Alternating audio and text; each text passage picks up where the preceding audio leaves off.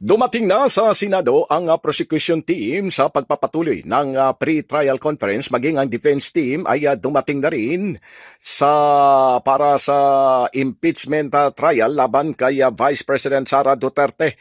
Nilinaw naman ng defense team na hindi sila nagkulang kundi ang prosecution naman ang nagkulang ng personnel para bantayan ang kanilang mga isinasagawang pagmamarka ng mga sangkaterbang mga ebidensya na mga dokumento dahil sa umano'y hindi naman umano sila lumalahok ng buong maghapon.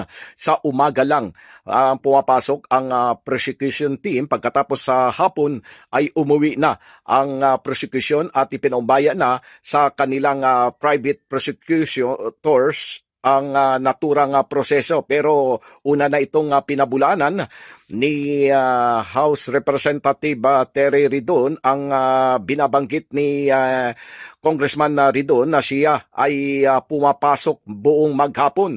Ayon naman kay Attorney Michael Poa ng Defense Panel, ngayong araw ay magkakaroon ng dalawang table para sa marking ng mga ebidensya at ang kanilang team umano ay kayang mag-adjust sa mga proceeding ng impeachment court. Kung kinakailangan sa Sabado ay papasok sila.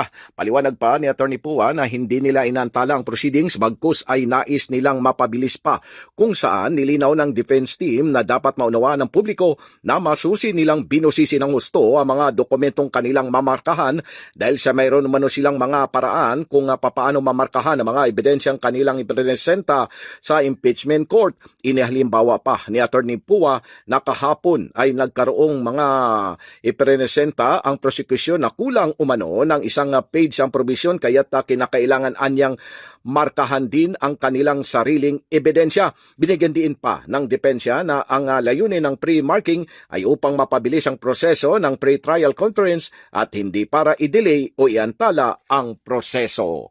Pilipinas, mula sa Senado, Silvestre Rambulabay, Radyo Kayo Manggi.